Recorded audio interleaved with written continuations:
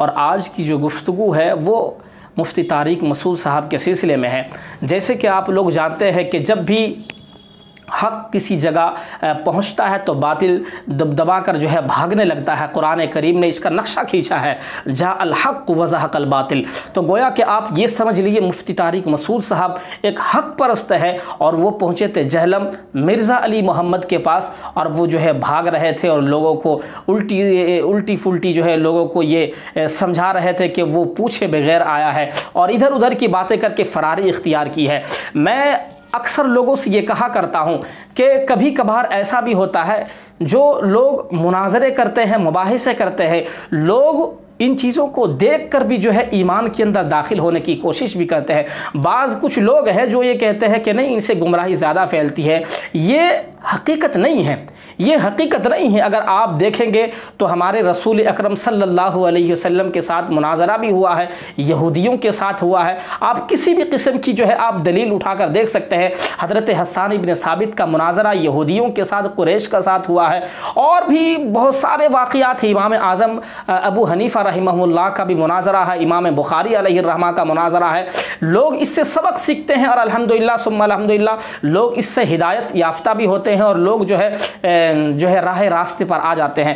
تو جیسے کہ آپ جانتے ہیں کہ مفتی طارق مسعود صاحب جب پہنچے وہاں جہلم، تو وہ جو ہے کوئی آواز نہیں دی، ادھر سے کوئی جواب نہیں آیا۔ تو مفتی طارق مسعود صاحب جو ہے 2-3 دن کے بعد وہاں سے لوٹ کر جب اپنے جو ہے مکان آئے، اپنے علاقے پر پہنچے، تو کچھ لوگوں نے جب مرزا محمد علی کا جب ایک ویڈیو اس کے بعد وائرل ہوا، تو کچھ لوگوں نے اس کے نیچے کمنٹ کر کے لکھا، جیسے کہ میں آپ کو سنا رہا ہوں، وہ یہ ہے، کچھ لوگوں نے یہ کہا جو مرزا کی جو ہے باتوں پر کچھ لوگ الجھ چکے تھے اور یہ کہہ رہے تھے کہ نہیں یہی حق ہے گویا کہ، اور بار بار وہ یہ دعویٰ بھی کر رہا تھا کہ میں علمی کتابی ہوں، لیکن وہ مناظرہ کرنے کے لیے نہیں آئے۔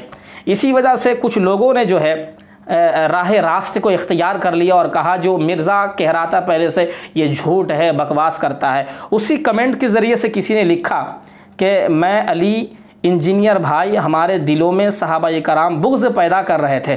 کمنٹس کے ذریعے سے لکھا، جیسے کہ میں آپ کو دکھا رہا ہوں، بغض پیدا کر رہے تھے محمد علی مرزا صاحب، لیکن شکر گزار ہوں مفتی طارق مسعود صاحب کی، مفتی صاحب نے علی بھائی کا باطن ہم پہ ظاہر کر دیا۔ یہ کسی صاحب نے لکھا ہے، تو گویا کہ یہ شخص بھی جو ہے اسی کی طرف مائل تھا، لیکن الحمدللہ ثم الحمدللہ اسی حق اور باطل کی جو ہے ایک ٹکراؤ کی وجہ سے کچھ لوگ جو ہے راہ راستے کو اختیار بھی کیا ہے۔ مرزا محمد علی جو اس کے سلسلے میں نے آپ حضرات کو اس سے پہلے ہی بتایا تھا، 1 سال 2 سال پہلے ہی بتایا تھا کہ یہ انسان جو ہے صحابہ کرام پر بھونکتا ہے۔ حضرت معاویہ رضی اللہ تعالی عنہ پر بھی جو ہے کچھ زبان درازی کی ہے، لیکن مفتی صاحب جو ہے اس کے جواب دیتے رہے۔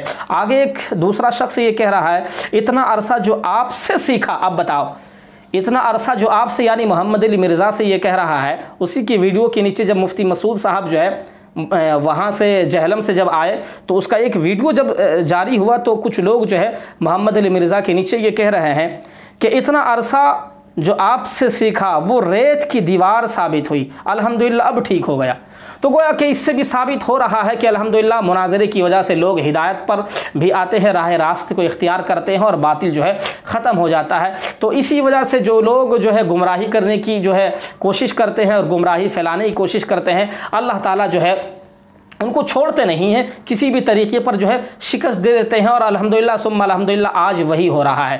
تو الحمدللہ ثم الحمدللہ میں مفتی طارق مسعود صاحب کو میں سلام پیش کرتا ہوں۔ اگر